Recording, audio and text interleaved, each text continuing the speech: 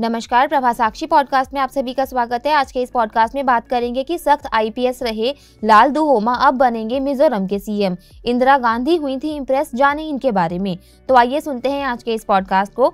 लेकिन उससे पहले अगर आपने हमारे चैनल को सब्सक्राइब नहीं किया है तो जरूर कर ले, ताकि आप रोज ऐसे ही इंटरेस्टिंग और जानकारीपूर्ण पॉडकास्ट से सुन सकें। 2023 के आखिर में 5 राज्यों में हुए विधानसभा चुनावों के नतीजों में सबसे ज्यादा चर्चा मिजोरम की हो रही है। दरअसल मिजोरम में जोरम पीपल्स मूवमेंट को 2/3 से ज्यादा बहुमत मिला है।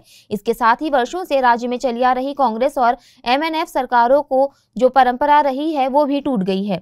इसके साथ ही एक नाम की चर्चा जबरदस्त तरीके से हो रही है और वह नाम है लाल दुहोमा।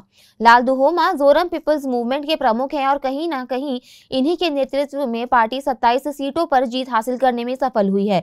लाल दुहोमा ने एक ऐसा तूफान लाया है जिसकी तेजी से निवर्तमान मुख्यमंत्री जोरमथंगा सहित उनके प्रमुख नेता हवा में उड़ गए। शेरछीप से खुद लाल दुहोमा ने चुनाव जीतने में कामयाबी हासिल की है। ऐसे में दिलचस्प है कि आखिर लाल दुहोमा कौन है, इनको लेकर इतनी चर्चा क्यों है। लाल दुहोमा राज्य के नए मुख्यमंत्री बनने जा रहे हैं। लाल दुहोमा के बारे में अगर संक्षेप में जानकारी दें तो बस आप इतना जान लीजिए कि ये संघर्ष के दूसरे नाम हैं। संघर्ष करने से कभी पीछे नहीं हटते। तभी 73 वर्ष की उम्र में भी उन्होंने मिजोरम को लेकर एक मजबूत लड़ाई लड़ी है। 22 फरवरी 1949 को जन्मे लाल दुहोमा ने बचपन से ही कई कठिनाइयों का सामना किया। संघर्षों के बीच अपनी पढ़ाई पूरी की। मैट्रिक की परीक्षा के बाद उन्होंने गुवाहाटी यूनिवर्सिटी से उच्च शिक्षा हासिल की। शुरुआत में उन्होंने पूर्व सीएम सी चुंगा के शासन में साल 1972 में मुख्यमंत्री कार्यालय में प्रधान सहायक के रूप में नौकरी की। उन्होंने 1977 में सिविल सेवा की परीक्षा दी और शानदार परफॉर्म करते हुए आईपीएस बन गए। शुरुआत में उन्होंने तटीय राज्य गोवा में सेवा दी। लाल दुहोमा ने गोवा में स्मगलर्स और ड्रग माफियाओं के खिलाफ जबरदस्त कार्रवाई की। उनके काम ने तत्कालीन प्रधानमंत्री इंदिरा गांधी को काफी प्रभावित किया। फिर उन्हें राष्ट्रीय राजधानी में स्थानांतरित कर दिया गया, जहां उन्होंने तत्कालीन प्रधानमंत्री इंदिरा गांधी की सुरक्षा के प्रभारी के रूप में अपने कर्तव्यों का निर्वहन किया। उन्हें डीसीपी की जिम्मेदारी भी दी गई। इस दौरान उनका झुकाव राजनीति की ओर भी होने लगा। 1984 में आईपीएस अधिकारी की नौकरी छोड़ने के बाद जेडपीएम नेता कांग्रेस में शामिल हो गए थे।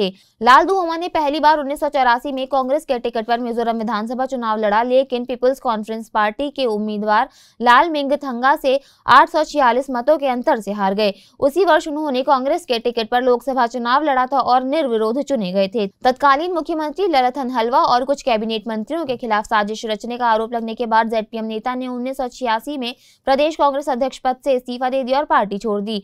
लाल दुहोमा कांग्रेस छोड़ने के बाद 1988 में दल बदल विरोधी कानून के तहत अयोग्य घोषित होने वाले पहले सांसद बने। उन्होंने साल 1986 में मिजो नेशनल यूनियन का गठन किया। कांग्रेस के अलावा वह एक समय एमएनएफ का भी हिस्सा थे।